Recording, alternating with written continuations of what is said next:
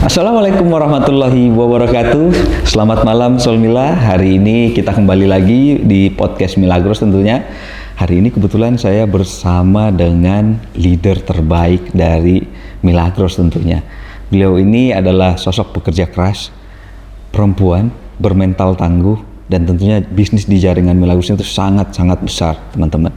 Nah, harapannya adalah ketika nanti kita nonton ini, teman-teman Somila bisa menjadikan insight-insight positif, di mana apalagi untuk mitra-mitra baru bisa mempelajari langkah-langkah apa nih yang akan dilakukan dengan melihat role model dari bintang tamu kita malam hari ini.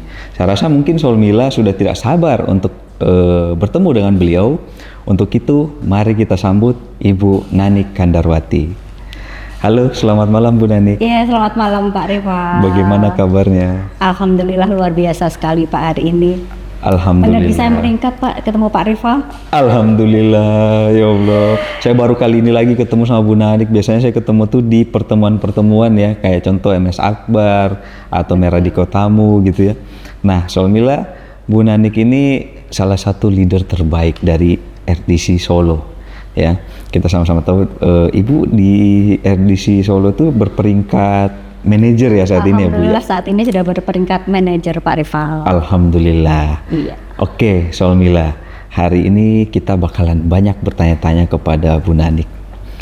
Kalau boleh tahu Bu, sebelum ke sana tuh awal perjalanan karir sebelum di bisnis Milagros tuh apa Bu? Kalau boleh tahu.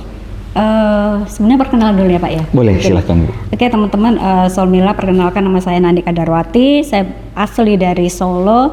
Saya ibu dari satu putra dan satu putri. Kebetulan sudah besar Pak, Alhamdulillah sudah besar karena memang saya dulu nikah muda. Pak Rival. Iya. Jadi memang awal saya kenal Milagros ini bermula dari adik saya sakit Pak Rival. Iya. Jadi waktu itu tahun 2017 bulan Oktober, saat itu adik saya kan sakit infeksi otak Pak Rival. Iya. Dan adik saya itu sudah konsumsi obat itu sudah dari tahun 2010, sekitar 7 tahun. Betul, 7 tahun konsumsi obat terus menerus. Setiap hari itu sehari 3 kali, dan sekali minum obat itu 3 tablet obat itu harus diminum. Dan itu harus rutin, tidak boleh sampai terjeda. Selama 7 tahun? Iya, betul. Nah, efek dari 7 tahun konsumsi obat itu Pak Rival, ternyata kondisi adik saya malah semakin turun. Ya, yang pertama adik saya nggak bisa jalan Pak Rival. Kebetulan adik saya waktu itu kerja di pelayaran, layar di Kupang. Saya ditelepon sama kaptennya, Ibu, ini saya minta tolong adiknya dijemput di bandara Surabaya karena kondisinya sakit. Jadi tidak secara persis kondisi adik saya seperti apa tidak dikasih tahu. Waktu itu saya langsung terbang ke Surabaya jemput adik saya. Dan saya rasanya dikasih tahu adik saya sakit kan, saya gimana kondisi adik saya gitu kan. Adik saya kan paling belakang Pak itu keluarnya. Ternyata adik saya kondisinya itu sudah pakai kursi roda, didorong, jadi tidak bisa jalan sama sekali Pak. Waktu itu saya papa berdua sama adik saya, dan setelah itu besoknya sampai rumah, besoknya kita check up ke dokter spesialis saraf yang memang selama 7 tahun itu menangani adik saya. Dan saya waktu itu komplain Pak sama dokternya, Dok, kenapa kondisi adik saya seperti ini? Selama 7 tahun adik saya berobat dan tidak pernah lepas dari obat.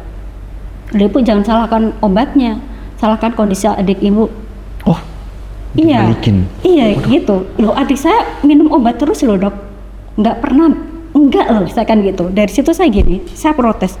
Ya Allah, saya harus cari obat yang bukan kimia. Saya harus cari obat yang bukan kimia. Waktu itu ya memang itu doa saya. Setiap hari saya tuh, ya kebetulan saya Muslim Pak Rival, setiap hari saya wiritan, saya kirimkan Al-Fatihah untuk adik saya. Saya kirimkan 123 kali ayat kursi untuk adik saya. Allah berikan keajaiban, berikan kesembuhan untuk adik saya. Dan mungkin ini jawaban dari Tuhan ya Pak Rival ya. Waktu reuni SMP saya ketemu sama teman saya, dan saya ceritakan kondisi adik saya seperti ini, dan beliau langsung, coba aja Mbak ini Milagros gitu kan. Loh, Milagros itu apa? Air, besok biar dijelaskan sama upline saya. Kebetulan beliaunya kan masih baru juga. Besoknya itu Bapak Dian Karisma Putra dari Semarang langsung ke Solo, Pak. Iya, ke Solo, dan beliau menjelaskan tentang keistimewaan air Milagros ini. Bagaimana cara kerja Milagros ini di dalam tubuh kita. Nah, awal saya dijelaskan itu saya nggak langsung percaya, Pak. Karena apa? Dokter saja sudah memvonis adik saya ini tidak bisa sembuh. Salah satu cara agar tidak kambuh dengan konsumsi obat seumur hidup. Baru 7 tahun saja sudah seperti itu, gimana kalau seumur hidup, ginjalnya gimana, Pak? Gitu kan pikiran saya. Terus awalnya kan saya memang ada keraguan, Pak. Terus saya diyakinkan sama Pak Dian, Bu, ini adik Mbak Nani ini berobat ke dokter, itu salah satu bagian dari ikhtiar. Dan Milagros ini, air ini juga salah satu bagian dari ikhtiar. Kita tidak pernah tahu Tuhan itu bakal kasih kesembuhan dari yang mana. Nyatanya adik ibu ikhtiar pakai medis nggak sembuh, malah kondisinya tambah parah gitu kan. Nah dari situ saya oke, saya ambil 1 dus waktu itu. 1 dus sampai rumah, saya browsing di Google, Pak Rival, tentang Milagros itu apa gitu kan. Oh ternyata kok banyak banget ya testimoni kesembuhannya. Dari situ saya langsung telepon upline saya lagi, Pak saya minta 2 dus lagi, kan gitu kan. Saya berpikirnya saat itu Pak Dian masih ada di Solo, tapi ternyata sudah sampai Boyolali. Akhirnya dicarikan produk yang di Solo. Akhirnya itu pada hari itu saya ambil 3 dus, Pak. Dan alhamdulillah sehari saya kasih 3 botol untuk adik saya. 1 dus pertama itu obatnya yang awalnya 3 kali, Pak, itu saya kurangi 1 jadi 2 kali sehari. Padahal biasanya ketika 1 kali dia nggak minum obat itu langsung kejam, Pak. Waduh. Iya. Berarti jadi sudah memang menyerang saraf itu. Betul. Jadi memang asupannya kalau jam 7 pagi ya jam 7 pagi minumnya. Jam 7, jam 4 sama malam, sekitar jam 11. Itu harus rutin, jamnya harus pas. Kalau meleset dia kencang. Nah, habis 1 dus itu obatnya saya kurangi 1, Pak Rival. Nggak kambuh, nggak kejang. Di 1 dus? Iya, betul. Berarti ini bekerja dong, kan gitu kan. Terus saya kasih terus sampai 3 dus, Pak. Dus kedua habis, obatnya saya kurangi lagi 1. Itu masih kontrol ke dokter terus, tapi setiap kontrol ke dokter kan disuntik di bagian tulang belakang sini, Pak. Jadi biar nggak kencang sarafnya, biar nggak gatuk gini. Kalau sarafnya udah seperti ini pasti kencang. Tapi obatnya nggak pernah tak tembus, Pak.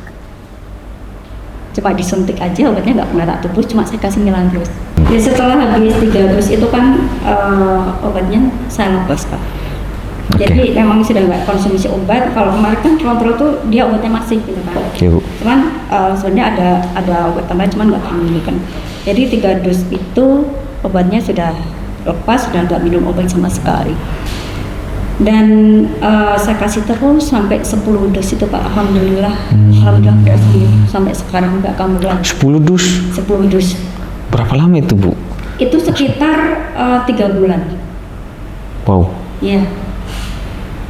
Jadi waktu adik saya sakit itu kan dia sudah depresi, Pak. Jadi cuma diri di kamar, terus setiap hari cuma sibuk diare. Kebetulan saya pas bersih-bersih itu ada nemu di laci, Pak. Saya buka gitu kan, saya buka itu dia isinya ya mohon maaf, dia protes komplain sama Tuhan gitu. Kenapa ini terjadi pada diriku? Tidak adil, dalam semua harapan cita-citaku. Itu pakai bahasa Inggris sama bahasa Honocoroku itu loh, Pak. Nah, yang di akhir itu 3 lembar itu tulisannya die, mati. Artinya apa? Udah nggak ada harapan untuk adik saya. Makanya dengan adik saya sembuh, ini menjadi apa ya, Pak? Semangat untuk saya untuk berbagi manfaat air Milagros ini, Pak. Oh, niatnya karena berbagi manfaat si air ini. Iya, karena saya tahu adik saya alhamdulillah bisa sembuh. Cara saya bersyukur, wujud syukur saya adalah saya berbagi informasi baik ini ke semua orang, Pak. Jadi itu yang membuat saya itu berani untuk apa ya, untuk menginformasikan produk ini ke semua orang. Iya, dan kebetulan waktu itu kan saya masih kerja, Pak, posisinya. Nah, berkarir tuh, Bu. Dulu memang background saya, latar belakang saya pernah jadi SPG, Pak, itu 10 tahun. Oke. Tapi Wow, kan sampai ini. malam, Pak, itu kerjanya. Iya. Nggak kok urus kan, saya dapat komplain dari keluarga kan. Akhirnya ya udah habisan aja, cari kerja yang pasti-pasti aja lah. Yang pergi pagi, sorenya udah pulang, udah nggak ngurusin kerjaan, udah bisa kemana gitu kan. Kerja jadi staf di notaris Pak, di kantor notaris. Nah itu saya kerja di situ sudah 4 tahun Mbak. Di kantor notaris itu sudah 4 tahun dan gaji saya lumayan banyak Pak, 1,2 juta waktu itu. Alhamdulillah besar banget itu. Untuk saat ini kayaknya. Oke Bu. Iya, dan wow. Jadi saya diperkenalkan oleh Milagros ini ketika saya masih kerja Pak, masih aktif kerja jadi staf di notaris. Oh jadi sambil gitu ya Bu ya? Iya, jadi ke awal mula saya kenal Milagros dari situ Pak. Berawal dari adik saya sakit dan alhamdulillah adik saya sembuh dengan wasiat Milagros. Akhirnya saya bismillah ya Allah, wujud saya bersyukur adalah saya berbagi informasi ini ke semua orang. Wah ini menarik banget nih. Tapi pada saat itu Ibu melihat ada peluang di bisnisnya nggak? Ya, jadi gini Pak, jadi setiap kalau saya ke kantor itu pasti saya bawa ini Pak. Ini saya kasih di meja Pak, di meja ini ya, di meja. Itu 2017 Bu ya? 17 Pak Rival. Iya, saya kasih di meja dan saya kasih brosur di sampingnya. Jadi setiap ada klien yang datang Pak, mau ngurus sertifikat kayak gitu kan, berarti saya kasih ininya, brosurnya, bahwa udah tahu berapa belum. Jadi nyambil gitu ya? Iya betul Pak. Dan kalau sama klien pasti kan saya minta nomor telepon ya Pak. Udah dapat daftar. Beliaunya kan nge-save nomor saya. Jadi saya banyak sekali dapat mitra-mitra itu dari klien Pak. Artinya dia ngikutin status saya dan kepo. Gitu kan. Jadi ada memang beberapa mitra saya yang memang dari klien dari notaris itu. Terus di awal-awal itu memang apa ya Pak, ketika ada yang beli satu itu kan dapat waktu itu 40.000 ya Pak. Terus saya senangnya ya Allah, senang banget saya dapat ya Allah, ternyata ini ada uangnya juga ya. Selain kita bisa berbagi manfaat kebaikan dari Milagros ini, kita bisa berbagi keberkahan, berbagi manfaat, ternyata kita juga dapat hasil dari Milagros ini. Makanya dari situ Pak saya mulai semangatnya. Bisnis gitu Pak. Nah itu berapa lama tuh Bu? Tapi kan pasti itu dilepas kan untuk membagi waktu yang enak membangun sebuah bisnis itu pasti dilepas atau sampai sekarang masih? Ya, jadi gini Pak, waktu di awal itu kan saya nggak bisa full time ya Pak untuk mengerjakan ini. Jadi saya kerjakan kan sebagai job site gitu kan, sampingan. Saya kerjakannya itu after office Pak. Jadi ketika saya pulang. Jadi ketika saya berangkat itu saya pasti bawa 2 dus Pak. Saya bawa 2 dus, pulang kerja saya nggak langsung pulang. Saya nyamperin teman saya, terus saya kadang ngisi di acara-acara pertemuan-pertemuan seperti itu mengenalkan tentang manfaat dari Milagros ini. Walaupun sebetulnya saya nggak ada background untuk secara komunikasi, saya terbilang jelek Pak. Tapi saya ada keberanian, saya beranikan diri. Bismillah saya harus mengalahkan kelemahan saya.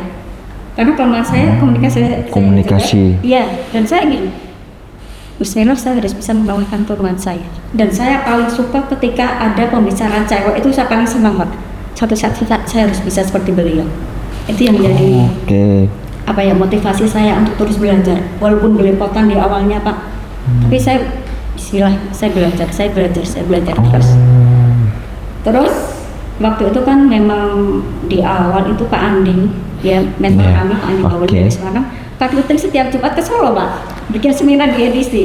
Iya betul. Saya itu beranikan diri, saya izin pulang duluan Pak. Untuk ikut seminar pertemuan itu. Bisa ikut seminar. Jadi saya tidak pernah melewatkan acara seminar di edisi Solo. Tidak pernah melewatkan sekalipun. Jadi jam 3, setengah 4 itu saya pasti izin. Kadang pertama kali saya diminta Pak Andi, Mbak Nani besok jadi MC ya. Wow itu pengalaman baru dan tantangan baru itu Bu. Itu tantangan baru buat saya, karena saya merasa saya orangnya kan introvert Pak. Wah itu saya tuh introvert, challenging banget Bu. Iya saya introvert, saya nggak suka ngomong gitu kan, ngobrol. Ini tiba-tiba saya dikasih tantangan saya harus MC. Kan gitu, makanya bismillah saya bisa, saya gitu kan. Saya berlatih dulu Pak, saya bikin skrip, waktu kerja saya latih, meskipun pas di sini Pak di Pajarian di edisi saya masih belepotan, tapi Ya saya mencoba memaafkan diri saya. Ya memaafkan diri saya karena belajar gitu kan. Nah dari situ bisnis saya mulai berkembang. Dari situ saya mulai ada mitra-mitra baru dan 7 bulan saya jalankan Milagros, saya resign Pak. Saya resign. 7 bulan menjalankan berarti itu 2018 awal. Ya, bulan Mei. Bulan Mei. Pertengahan ya? Iya, waktu itu bulan puasa Pak. Aduh, nggak ada tehan nggak apa-apa, saya kan gitu kan. Oh, jadi sebelum sebelum bulan puasa, pada saat bulan puasa memutuskan, sayang banget ya padahal Bu ya. Iya. Kenapa Bu? Ya, Padahal kan asa tanggung gitu. Menjanjikan gitu loh Pak. Sudah bisa mengganti, maksudnya minimal balance gitu. Maksudnya bukan balance apa? Jadi Seimbang. Saya waktu 7 bulan itu kan udah di atas 7 juta. Dari Wah. Udah berkali-kali lipat Pak. Berkali-kali lipat, Makanya iya saya ya. bilang, kalau 7 bulan Bu, cepet banget. betul. Kalau saya fokuskan di sini, income saya bakalan Iya. besar nih, saya kan gitu kan. Jadi Bu akhirnya memilih untuk fokus aja deh di Milagros. Betul Pak, itu di 7 bulan. Oh 2017 7 bulan. Fokus. Dan di bulan ke-9 penghasilan saya sudah 10 juta Pak bilang. Di Alhamdulillah. bulan 11 itu sudah 19 juta 700. Hai. Wow. Di Desember itu 21 juta penghasilan Saya wow. Masya Allah, aku sih kayak mimpi Pak, megang uang segitu, dapat uang segitu kayak mimpi rasanya gitu kan. Biasanya cuma 1.200.000, tanggal 2, tanggal 3 udah habis gitu kan. Iya. Ini dikasih sama Allah rezeki yang luar biasa. Berkali-kali Kalau menurut lipat saya, ya Bu ya. 21 juta, Masya Allah, ya Allah, saya kan gitu kan. Akhirnya ya dari 1 tahun itu saya bisa memenuhi impian saya. Apa tuh Bu? Kebetulan impian saya pertama adalah mobil. Alhamdulillah. Iya. Mobil apa kalau boleh tahu? Kalau dulu sebenarnya impian saya kan HRV Pak, yang setiap kali saya pajang di kamar, di ruang tamu itu HRV putih, dan di atasnya saya kasih Bismillah, bawahnya saya kasih sholawat Nabi Pak. Saya kasih sholawat, jadi setiap kali saya mau keluar atau saya Ya Allah. masuk rumah itu saya selalu sholawatin gitu loh Pak. Itu mengingatkan saya bahwa saya punya impian yang harus saya wujudkan untuk anak saya. Karena dulu Pak, saya kan cuma tinggal berdua sama anak saya. Kebetulan suami saya luar kota terus.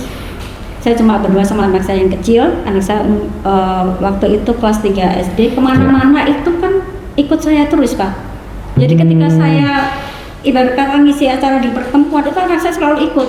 Saya nganter itu iya, anak saya selalu ikut. Kalau hujan ya kehujanan, panas ke panas. Duduk di depan atau Betul. di. Wow. Kalau pulang itu pasti udah ngantuk tidur, jadi saya selalu bawa mantol itu Pak. Mantol itu saya lipat buat tidur anak saya. Dek, suatu saat akan belikan kamu mobil, biar kamu lebih nyaman. Masya Makanya, Allah. Masya Allah, kadang itu ya kayak mimpi Pak. Tuhan itu begitu baik gitu kan. Tuhan mengabulkan apa yang saya inginkan. Alhamdulillah. Masya Allah. Luar 1 biasa. tahun, Pak. Padahal dulu 1 saya tahun. iya, Pada saat itu peringkat apa Bu? LC Pak. LC. Iya, Wih, leadership. LC dengan penghasilan segitu sebulan luar biasa loh itu Bu. Iya, betul. Makanya Masya Allah. Luar biasa sekali. Oke Bu, nah respon kan kalau dulu mungkin nggak tahu nih, orang mungkin multi level marketing itu kan menganggapnya janji-janji kayak bikin kaya cepet, instan, ada yang bahkan ponzi apa dan lain sebagainya gitu. Nah reaksi keluarga gimana tuh Bu? Respon keluarga? Awalnya kan pasti mungkin masa iya sih gitu kan, kenapa nggak kerja aja, kan kebanyakan orang gitu kan Bu. Nah waktu itu Bu Nani gimana Bu? Sebenarnya Pak Rival, dari saya sendiri itu juga memang saya dari dulu nggak begitu suka dengan yang namanya bisnis jaringan. Karena apa? Saya juga sama, pikiran negatif gitu kan Iya, Pak. Karena apa? Kalau bisnis jaringan itu kan identik dengan pemaksaan kalau yang saya tahu. Iya. Ya maksa betul, kan gitu betul. kan, pemaksaan. Dan satu itu, yang kedua memang harus pintar ngomong. Saya sendiri kayak ini kan ada kelemahan kan untuk komunikasi saya kan gitu kan. Makanya saya kayaknya enggak ini. Cuma ketika Milagros ini kan beda Pak. Karena awalnya tadi, kan saya pengen manfaat dari produknya. Awalnya nggak ngelihat si bisnisnya ya. Betul. Saya nggak peduli, pokoknya adik saya pengen cobain ini deh. Iya betul. Akhirnya adik saya sembuh, saya cuma cerita. Itu cuma bisnis cerita Pak. Jangan cuma iya, cerita. Makanya kebanyakan orang itu dia beli kan karena pengen manfaat dari produknya. Betul, Nah betul. dari situ akhirnya saya jadi positif kan gitu. Oke. Nah terus untuk respon dari keluarga sendiri Pak, lebih yang ngelarang itu ibu Pak. Gimana Ya tuh, Bu? karena kan saya sudah kerja, Ya. pulang kerja saya jalankan ini sampai malam Pak. Kadang sampai Kondisi setengah pada saat 10. sudah punya anak. Betul, sampai setengah 10. Jadi kadang saya pulang dulu ambil anak saya saya ajak Pak. Sampai setengah 10 kan gitu kan. Kan kadang ngisi pertemuan ada yang malam. Jadi anak saya itu bagian yang buangin untuk alat ininya Pak, alat demonya itu. Anak saya yang kelas 3 SD itu. Jadi kemana-mana kan saya ajak. Makanya ibu saya komplain Pak. Ini kayak nggak ada yang nyariin aja kan gitu kan. Ya udah di rumah orang tuh yang nerimo aja. Nggak usah terlalu ngoyo gitu kan. Orang tua kan nggak Iya. pengen lihat anaknya Betul. susah. Susah, Cuman kan saya capek sebenarnya gitu ya. punya impian yang itu impian juga untuk orang tua saya juga, Iya. untuk beliau juga kan gitu kan. Itu yang pertama emang dari ibu Pak. Kalau suami sih oke-oke aja karena Suami oke-oke kalau aja. suami kan ini Pak kebanyakan kan di luar kan, Oke. di luar kota. Cuman pada saat suami saya Nah. pulang dipanggil lah sama Pak RT. Kenapa? Bu? Iya, karena Kenapa, Bu? apa Pak? Mitra saya kan kebanyakan kan cowok kan Pak. Oh alah. Iya, mitra saya kebanyakan cowok. Saya cuma berdua sama anak saya yang masih kecil. Oh. Setiap hari ada cowok-cowok ke rumah Pak, mitra-mitra saya. Kebetulan kan saya juga stokis itu Pak. Iya, Jadi iya, Bu. ketika di rumah kan udah sambil sharing lah, sambil ngobrol sampai malam, sampai jam 11, sampai jam 12. Nah pernah astaga. tegur sama Pak RT beberapa kali tuh Pak. Jadi memang ada ya salah satu tetangga itu ya memang sering laporin ke Pak RT kan gitu kan. Nah itu memang di awal-awal itu Pak dari Gimana tuh suami pada saat diberitahu itu, Bu? ya kalau suami sih yang penting kamu jalanin sesuatu yang baik kan gitu kan. Ah, betul. Kalau saya sih nggak masalah kan gitu. Cuman ya itu tadi kalau dari warga sih katanya mengganggu karena memang kan sering ngobrol gitu kan. Terus ya itu tadi karena cowok-cowok Pak. Saya di rumah cuma berdua sama anak Iya, gitu iya, kan. iya, iya. Makanya kan ya mereka berpikirnya kan mungkin berpikir Nah, negatif gitu benar. kan. Itu Pak. Oke. Nah, Bu, ibu-ibu biasanya itu beda sama bapak-bapak ya. Kalau bapak-bapak mungkin memang fokus untuk mencari nafkah di luar sana gitu ya. Kalau ibu terkadang kan harus mengurus suami, Betul. mengurus anak gitu ya. Nah, ibu ini gimana membagi waktunya, Bu? Saya paling penasaran tuh kayak Ibu Nanik ini kan sukses, bisa dibilang sukses gitu di Milagros gitu. Gimana bagi waktunya? Iya, makanya kan saya bersyukurnya Pak, suami saya kerjanya di luar. Jadi saya nggak begitu mengurus Oke. suami kan gitu kan, cuma Iya. ngurus anak. Nah anak saya kemanapun saya bawa Pak. Oke, jadi tetap Iya, ada betul. peran di situ ya, Bu. Iya, Diajak betul. juga ya. Makanya kenapa impian saya itu yang pertama pengen beli Mobil, mobil, biar karena biar nyaman. anak saya nyaman, saya ajak Benar. kemana-mana.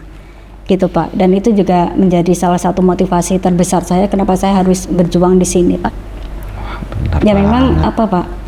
Motivasi terbesar saya yang pertama itu diri saya sendiri. Iya, Karena benar. saya pengennya nanti di hari tua itu saya punya jaminan untuk hari tua Pak. Saya tidak mau menjadi beban untuk anak-anak saya. Bener banget. Itu Pak, saya Iya, pengen punya penghasilan sendiri yang saya bisa menghidupi diri saya sendiri ketika nanti saya tua. Dan saya pengen saya itu menjadi berkah dan manfaat untuk banyak orang Pak. Makanya ketika saya berbagi informasi air ini, ada mereka yang awalnya sakit tidak bisa kerja. Saya kasih informasi tentang Milagros, akhirnya beliau bisa sehat kembali, bisa cari nafkah kembali.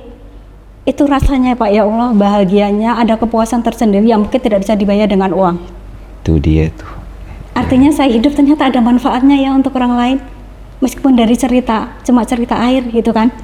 Ternyata bermanfaat dan itu memang apa ya, hidup saya lebih berarti Pak. Lebih bermanfaat untuk orang lain dan bisa menjadi jalan keberkahan untuk orang lain juga. Wow. Itu yang pertama itu. Yang kedua, memang motivasi saya adalah ibu saya, bapak saya. Alhamdulillah saat ini kedua orang tua saya masih sehat Pak. Alhamdulillah. Usia beliau saatnya sudah 76 tahun. Alhamdulillah, Ya iya, sudah sepuh gitu kan. Makanya dulu impian saya setelah beli mobil Pak, impian saya kedua adalah saya pengen mengantarkan orang tua saya umroh. Setiap bulan saya nyicil Pak, nyicil ke biro umroh. kadang 10 juta. Iya. Tergantung ya, kadang 10 juta, kadang 15 juta, kadang 9 juta, tergantung bonusnya kan. Itu saya cicil, ya Allah bismillah, tapi saya nggak kasih tahu orang tua saya dulu. Oke. Karena niat saya, ya Allah bismillah, saya tahu keinginan orang tua saya apa. Niat saya pengen membahagiakan orang tua dengan wasilah Milagros, dengan saya berjuang di sini, kan gitu kan. Saya tahu keinginan orang tua saya pengen umroh Pak, tapi beliau nggak ada dana kan, makanya saya bismillah, saya niatkan untuk kedua orang tua saya nyicil setiap bulan Pak. Lalu setelah mau berangkat itu saya kasih tahu beliau. Beliau Masya Allah Pak, Alhamdulillah. Alhamdulillah. Itu kapan Bu? 2022. Jadi memang sebenarnya 2019 itu berangkat Pak. Cuman karena kan ada pandemi kan. Oh iya, Ya, pada saat itu betul. ditutup ya Ada Bu ya. pandemi kan nggak ada keberangkatan Pak. Iya. Terus ketika 2022 mulai dibuka, saya berangkat. Alhamdulillah. Alhamdulillah. Oh ya. Ya selain orang tua tentu anak Pak. Saya pengen Itu sih ya. berikan kehidupan yang lebih layak untuk anak saya. Luar ke depan. biasa. Itu Makanya terkadang saya- yang dibilang malaikat tanpa tanpa sayap itu ya Bu ya. Betul. Aduh, wow. Betul. Luar biasa.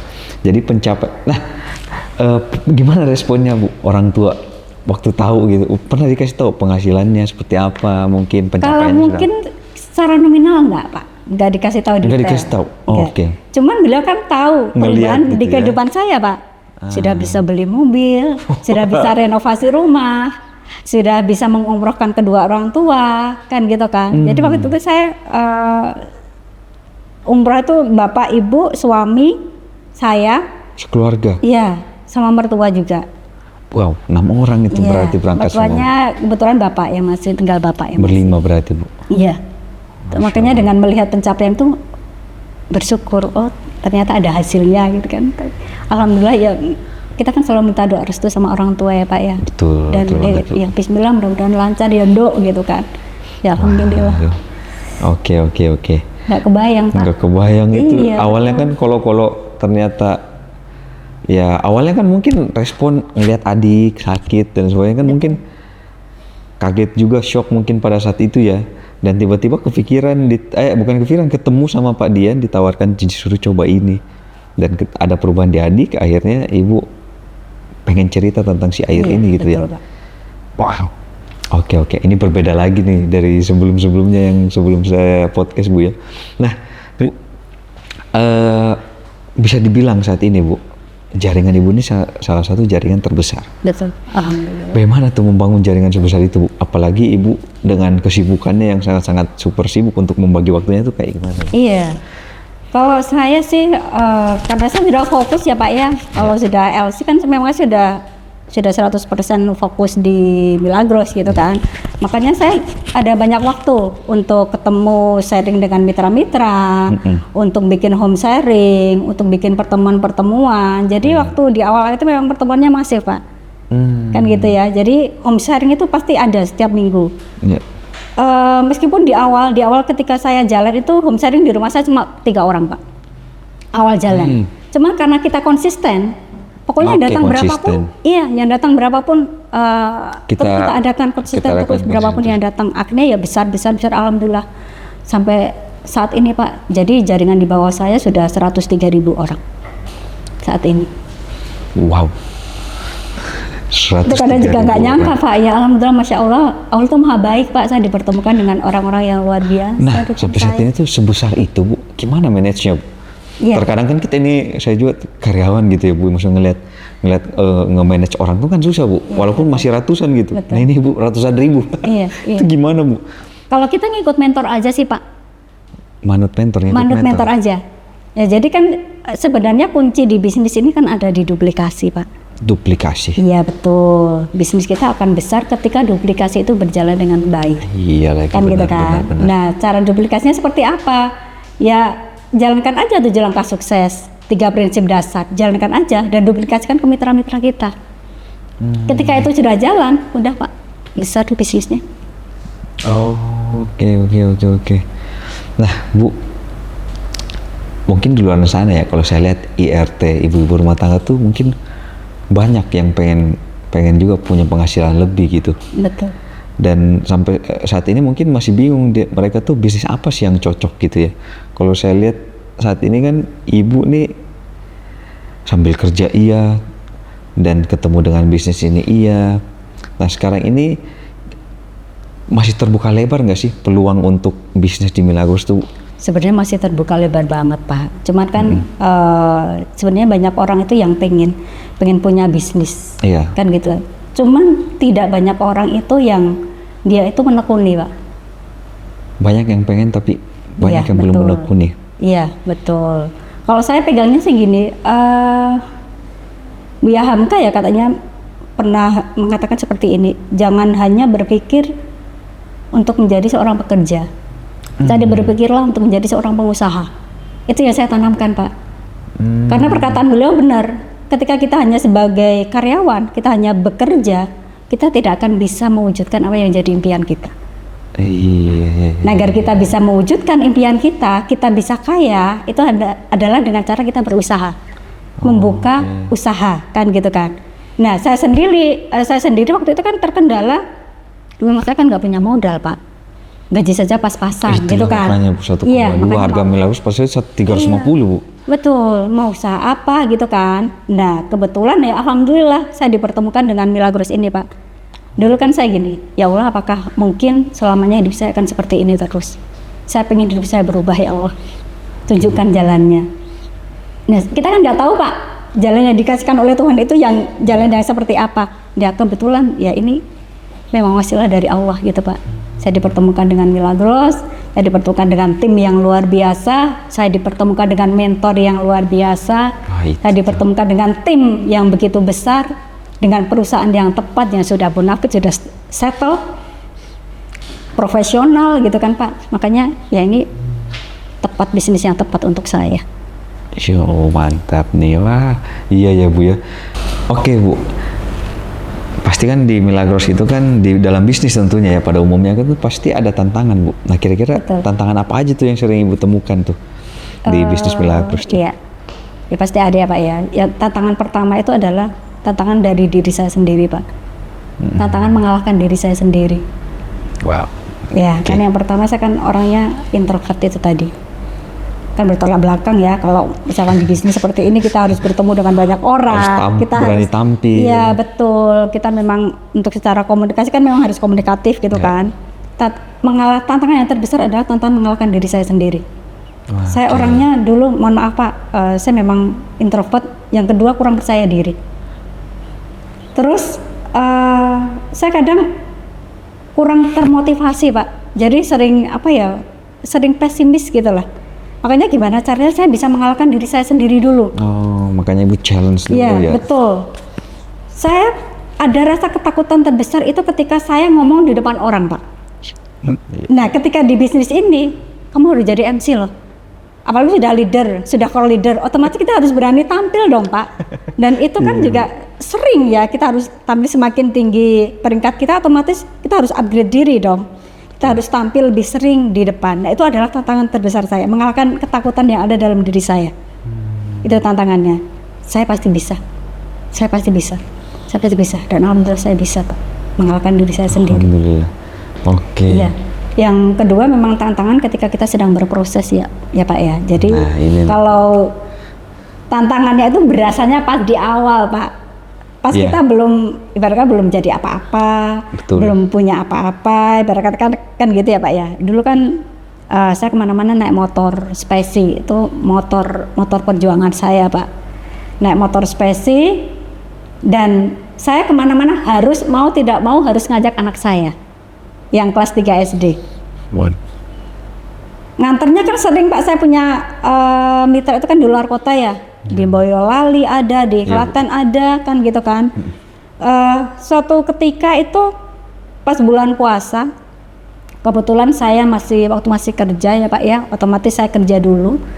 Habis kerja masih nanti nunggu buka dulu, buka puasa. Habis itu kan ada mitra saya yang minta gitu kan, dari daerah Boyolali. Itu sekitar 1 jam lebih dikit lah Pak kalau dari rumah saya.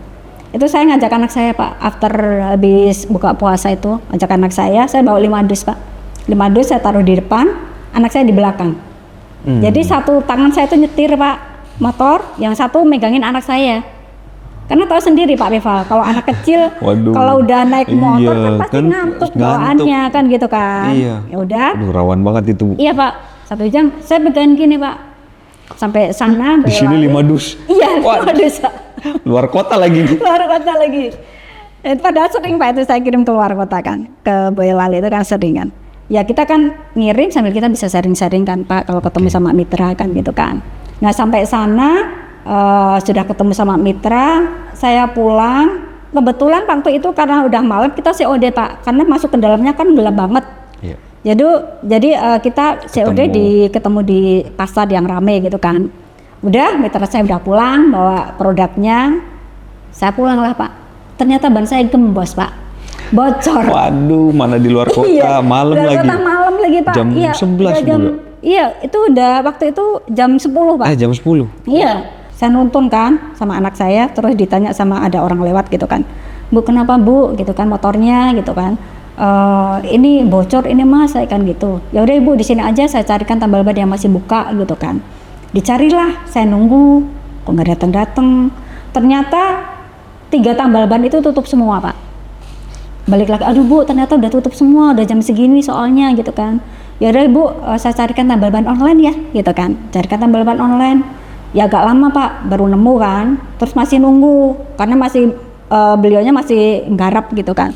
Nunggu sekitar setengah jaman lebih lah itu. Sampai situ udah kegarap, udah kita pulang. Otomatis kan kalau anak kecil pasti tidur ya Pak ya, ngantuk gitu kan. Nah itu jadi saya selalu bawa ini Pak, mantel Pak. Mantel saya lipat-lipat, saya kasih di depan itu kan, di speedo itu Pak, speedometer. Jadi begitu ya? Iya, itu anak saya suruh tidur di situ. Sambil pakai helm gitu. Kadang saya fotoin Pak, saya nangis gitu kan, maksudnya ya Allah deh, kamu ikut mama berjuang dulu ya, nanti suatu saat mama akan belikan mobil untuk kamu gitu kan. Itu yang iya, sampai rumah itu jam 12 malam Pak, saya sama anak saya. Duduk di depan angin, bawa anak kecil. Betul. Luar kota. Iya. Dan besoknya lagi Pak, saya ngirim lagi, dapat ini lagi kan, dapat pesanan lagi kan. Di daerah ya sekitar ya 1 jam lagi Pak, cuma arahnya ke selatan. Ban saya bocor lagi Pak. Tadi yang depan ini belakang gantian. Yang belakang, iya. Saya sama anak saya juga waktu itu maghrib Pak. Oh Dek, berarti kita disuruh istirahat dulu, saya kan gitu kan. Berarti kita disuruh istirahat dulu, nggak apa-apa ya, saya kan gitu. Udah, itu tambal bannya deket Pak. Itu awal-awal perjuangan saya. Jadi wajar ya Solmila ya kalau rezekinya seperti ini tuh, jadi memang perjuangan itu ya tidak mengkhianati hasil gitu. Betul. Dan kalau saya lihat tadi Bu Nanek ini tidak lupa juga untuk ikhtiar ya, bahkan wirid, zikir dan sebagainya gitu, karena punya impian yang sangat-sangat besar. Oke, kalau boleh tahu nih Bu, pencapaian pertama di bisnis Milagros itu apa Bu? Iya, karena kembali lagi ya Pak ya, impian saya yang pertama yang saya tulis di dream book saya itu adalah memang mobil Pak. Waktu itu saya memang gambar yang saya print, saya tempel di buku dream book saya, yang saya tempel di kamar, yang saya tempel di ruang tamu itu adalah mobil HR-V. Itu impian saya. Nah, Allah mengabulkannya 1 tahun pas Pak. 1 tahun pas saya jalankan bisnis Milagros, saya bisa kebeli mobil. Tapi bukan HR-V tapi Calya. Tapi alhamdulillah Pak. Alhamdulillah 1 tahun Bu. Alhamdulillah 1 tahun itu bukan waktu yang lama untuk membangun bisnis itu enggak lama Pak. Iya, karena dulu betul. Karena dulu saya gini, saya punya impian punya mobil, nggak mungkin lah kayaknya. Dengan background saya hanya seorang karyawan, suami saya juga hanya seorang karyawan, nggak mungkin lah saya gitu kan. Cuman Pak, ketika saya sudah menjalankan bisnis Milagros, suatu hari itu saya ngimpi, saya tuh kok nyetir mobil. Oke. Nah itu mungkin bentuk sinyal ya dari Allah gitu kan. Sebentar lagi bakalan ada. Iya makanya. Saya kok ngimpi mobil bisa nyetir ya? Tahu-tahu ya Allah, alhamdulillah saya dikasih mobil Pak sama Allah. Karena ya itu Masya Allah Pak. 1 tahun pas. 1 tahun. Masya Allah. Alhamdulillah. Di tahun 2018 itu pencapaian pertama saya. Dan itu yang menjadi pada saat itu peringkat apa Bu? Peringkat LC Pak. LC sudah bisa beli mobil. Oke. Wow, luar biasa sekali Bu, dalam waktu 1 tahun, bukan waktu yang singkat dalam membangun bisnis ya. Iya. Itu waktu yang singkat justru, bukan waktu yang lama, karena betul. karena bisnis ini kan perlu, apalagi kalau di bisnis Milagros gitu kan, butuh bangun jaringan. Kita lihat sama-sama juga mungkin. Nah, oke, menariknya dari sini adalah gimana Ibu ini menginisiasi atau mengakali kalau ada penolakan, karena kan nggak mungkin tuh beli datang dengan harga yang 350.000 dan kita sama-sama tahu UMK Solo mungkin 1 juta berapa pada saat itu kan Bu. Betul. Gimana tuh Bu? Jadi waktu itu juga bagian dari tantangan ya Pak ya, ketika menjalankan bisnis ini itu adalah ketika kita mengalami penolakan. Itu. Nah, gimana tuh? jadi memang di awal kan kita sudah dikasih tahu sama mentor Pak. Jadi ada 7 langkah sukses itu yang wajib kita kita lakukan. Salah satunya adalah impian dan sikap.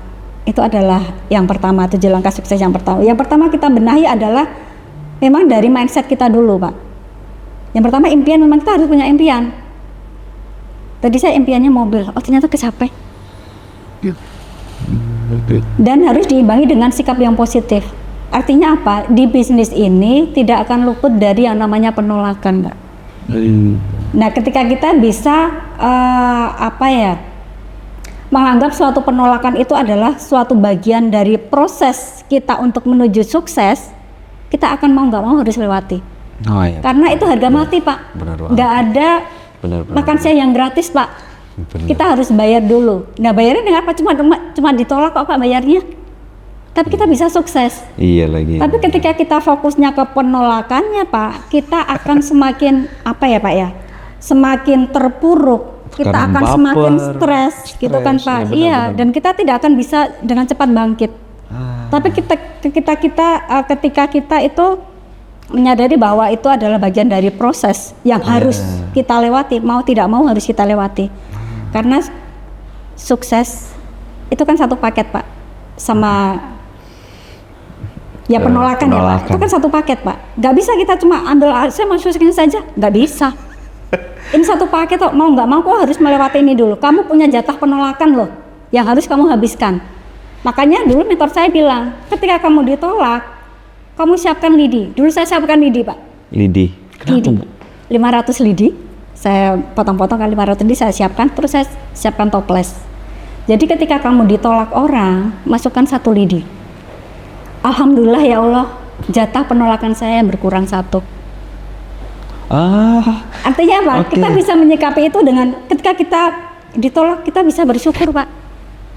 Bisa mengucap syukur. Berarti jatah ditolaknya berkurang. Iya.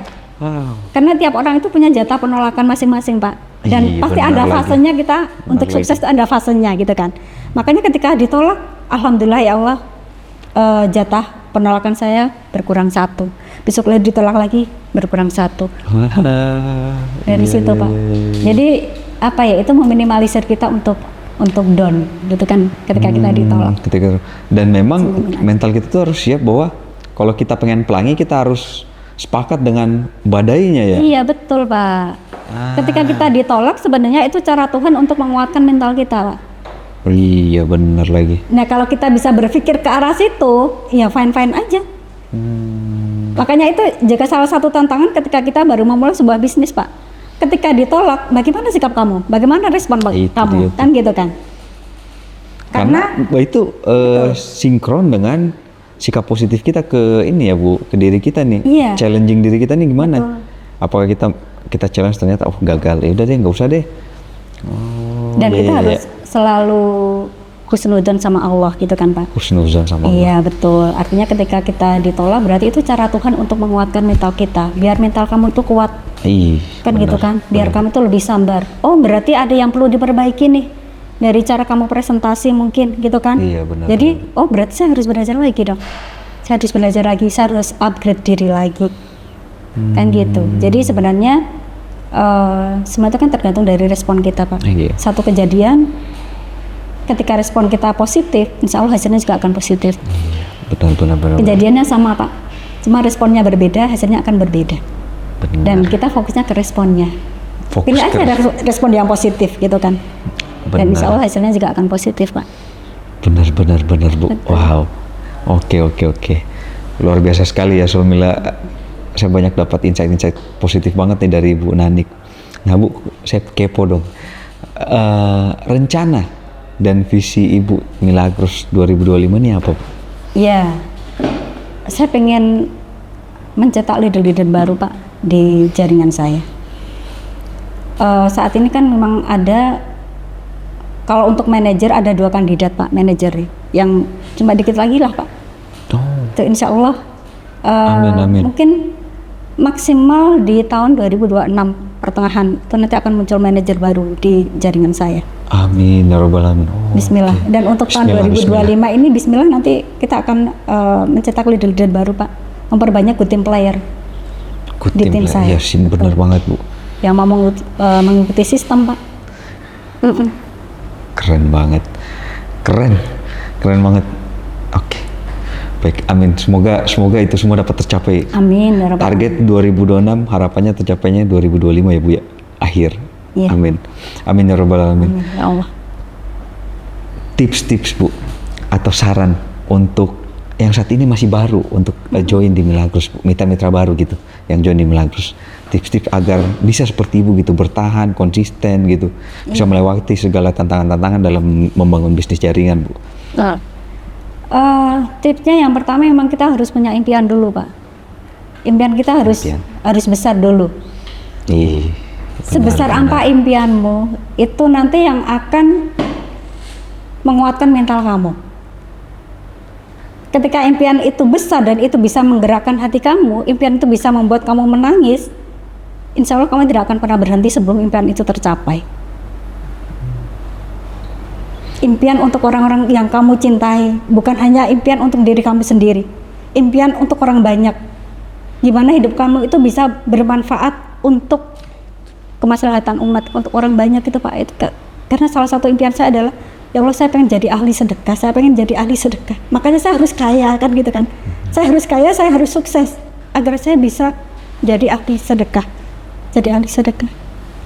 Ya untuk keluarga, untuk tetangga, untuk orang banyak. Yang penting impiannya digedein dulu, diperbesar dulu impianmu apa, dan perbaiki mindset, perbaiki sikap mentalnya.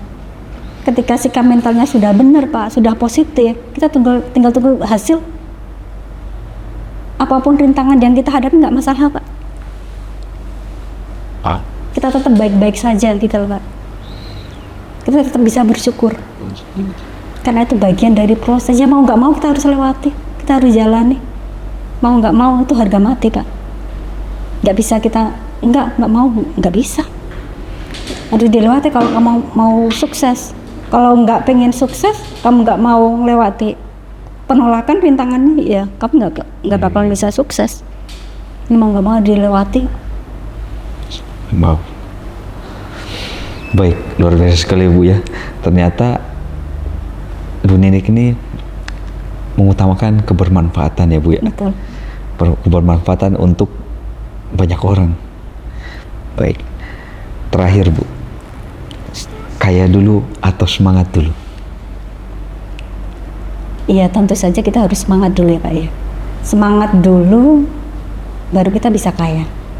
Jangan kaya dulu baru kita bisa semangat. Kan gitu. Karena untuk jadi kaya kan dibutuhkan effort yang lebih Pak, yang lebih besar. Dibutuhkan semangat dan motivasi yang lebih besar agar kita bisa kaya.